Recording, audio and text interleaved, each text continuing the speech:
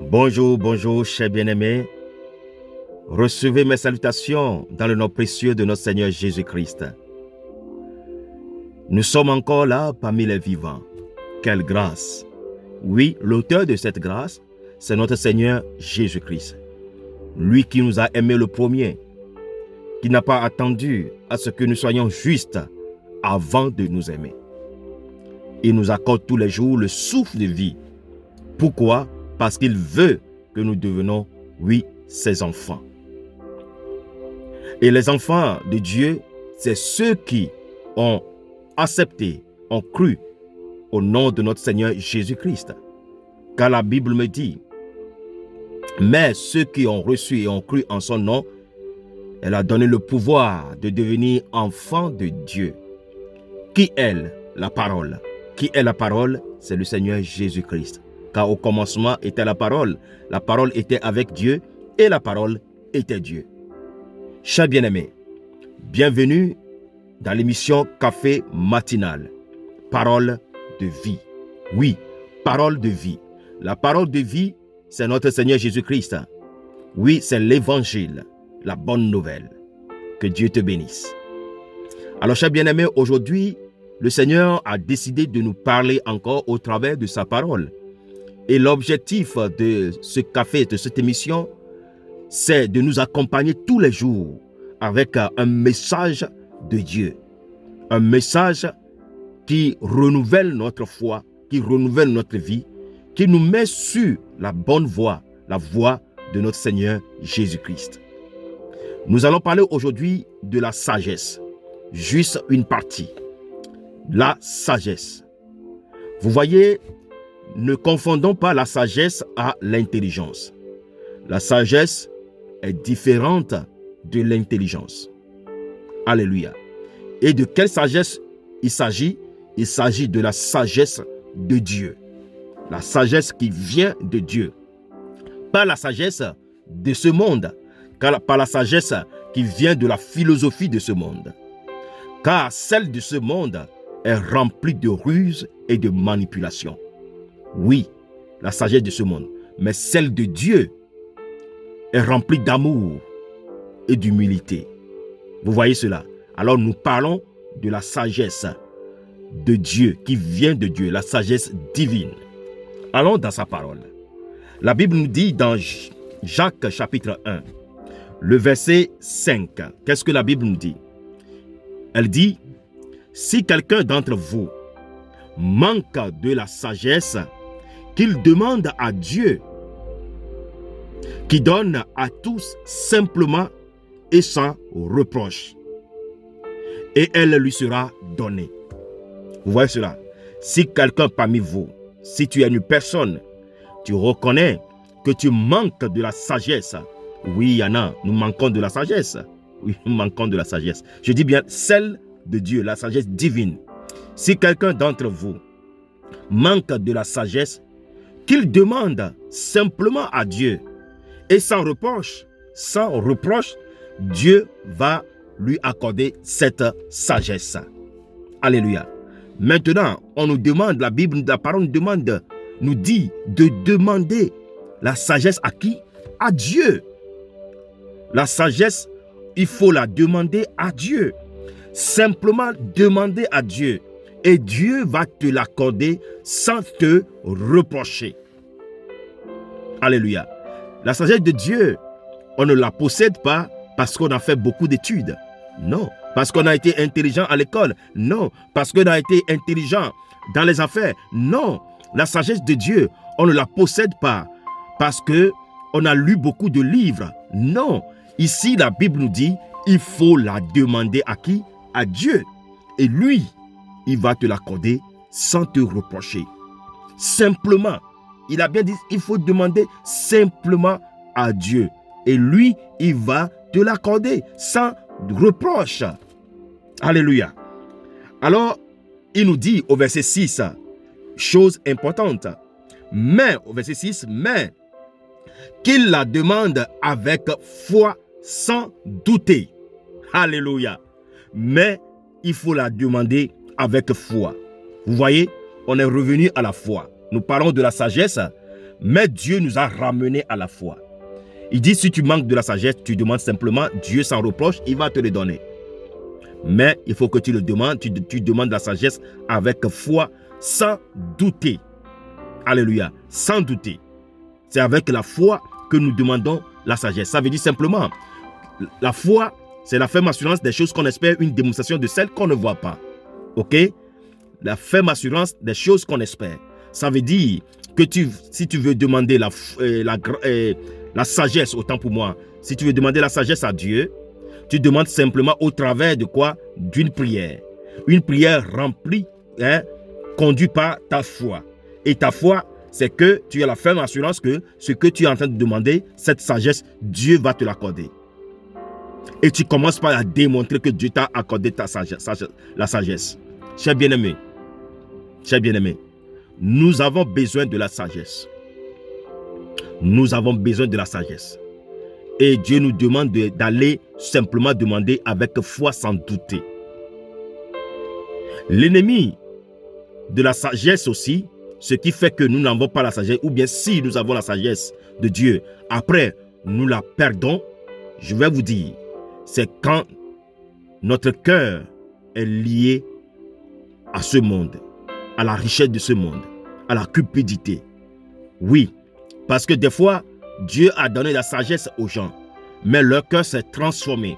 Ils ont donné leur cœur à l'argent. Ils ont eu l'amour de l'argent, l'amour des gains de ce monde.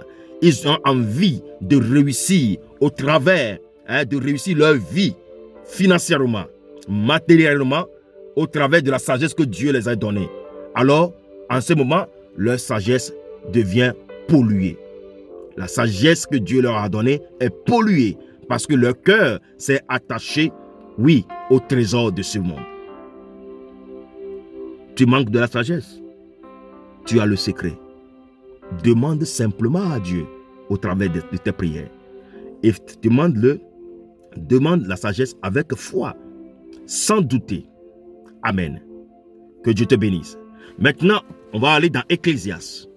Ecclésiaste chapitre 9, le verset 16, qui nous dit la Bible. La parole nous dit, et j'ai dit, la sagesse vaut mieux que la force. Alléluia. Alléluia.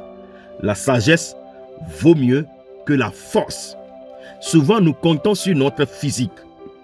Nous comptons sur notre force intérieure. Nous comptons sur notre force financière. Nous comptons sur la force relationnelle. Il y a beaucoup de forces sur lesquelles nous comptons. Mais la Bible nous dit que la sagesse vaut mieux que la force. Tu aimes régler tes problèmes avec la force? Tu as toujours aimé régler tes problèmes avec la force, avec la violence?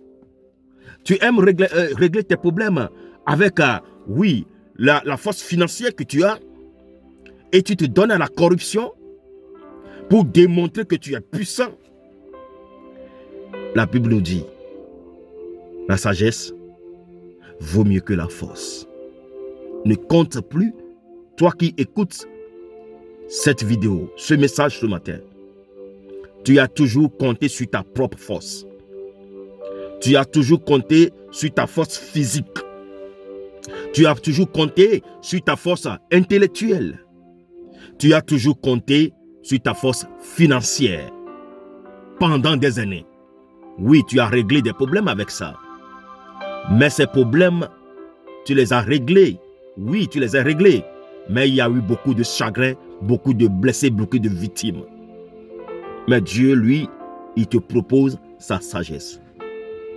Celle qui est sans chagrin. Celle qui ne blesse pas. Celle qui est remplie d'amour et d'humilité. Celle qui n'a pas en son sein la manipulation et la ruse. Celle qui est libre. Celle qui nous rend libres. Cher bien-aimé, je vais te dire ceci. La sagesse vaut mieux que la force. Quelle que soit la force sur laquelle tu comptes, la sagesse de Dieu vaut mieux que cette force. Alors raccroche de ta force et va vers la sagesse de Dieu. Cette sagesse, c'est quoi? C'est celle qui vient de Dieu. Et Dieu nous dit simplement Et Dieu nous dit de demander. Vous imaginez? Il dit demander. Beaucoup sommes-nous des croyants, des chrétiens. Nous réglons nos problèmes avec la force, avec la violence, avec l'intelligence, avec la manipulation. Parce que nous voulons avoir la victoire, la raison. Chers bien-aimés, et nous oublions, nous demandons beaucoup de choses. Nous demandons tout, sauf la sagesse. Aujourd'hui, le Seigneur te dit, tu as beaucoup demandé. Tu lui as demandé beaucoup de choses et il te les a accordées. Mais maintenant, il sait, il reconnaît que tu manques maintenant de la sagesse. Tout ce que Dieu t'a donné, si tu n'as pas la sagesse avec, tu vas les perdre. Alléluia. Alléluia. La sagesse. Alors, ne t'amuse pas avec la sagesse. Maintenant, cette fois-ci, quand tu te mets à genoux pour demander, puisque nous avons l'habitude de demander, demande maintenant la sagesse. C'est ça le message de ce jour. Demande maintenant la sagesse. Arrête de demander tout le reste, parce que tu les possèdes déjà. Demande la sagesse. La sagesse va te conduire dans la paix. La sagesse de Dieu. Demande la sagesse. Et ne confonds pas la sagesse avec l'intelligence. La sagesse reste la sagesse. Et elle vaut mieux que la force. La sagesse vaut mieux que la force.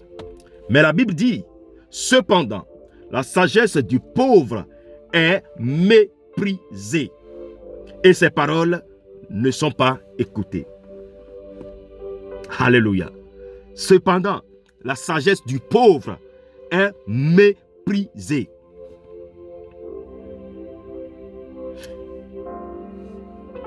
Tu as la sagesse et peut-être tu es pauvre et tu vis dans la famille, mais ta sagesse est méprisée parce que tu es pauvre et tes paroles ne sont pas écoutées parce que tu es pauvre. Demande à Dieu de te donner une position pour que ta sagesse puisse servir, pour que les gens puissent écouter cette sagesse. Ou soit, toi, tu as toujours méprisé la sagesse d'un membre de ta famille qui est sage, qui est quelqu'un qui craint Dieu et qui est sage. Mais puisqu'il est pauvre, tu as toujours méprisé sa sagesse et tu n'as toujours pas écouté ses paroles. Parce que tu vois qu'il est pauvre. Qu'est-ce que lui peut donner? Mais il a de la sagesse. Ne méprise plus la sagesse de cet homme. Alléluia. Alléluia. Tu méprises la sagesse du pauvre. Que Dieu te bénisse d'avoir écouté ce message. Arrête de mépriser la sagesse du pauvre. Et écoute les paroles du sage que Dieu a mis devant toi. Ou soit tu possèdes la sagesse, mais tu es pauvre et ta sagesse est toujours méprisée et tes paroles ne sont pas écoutées. Demande à Dieu de te positionner. Parce que quand on détient la sagesse, oui, on l'utilise pour aider les gens qui sont autour de nous. Que Dieu te bénisse. Shalom, shalom, shalom. Si cette parole, ce café matinal t'a fait du bien, aime-le et commande-le. Et commentez, partagez avec vos amis, afin qu'ils soient sauvés, vos amis. Parce que la parole, il n'y a que du bien dedans. Que Dieu vous bénisse. Shalom, shalom, shalom.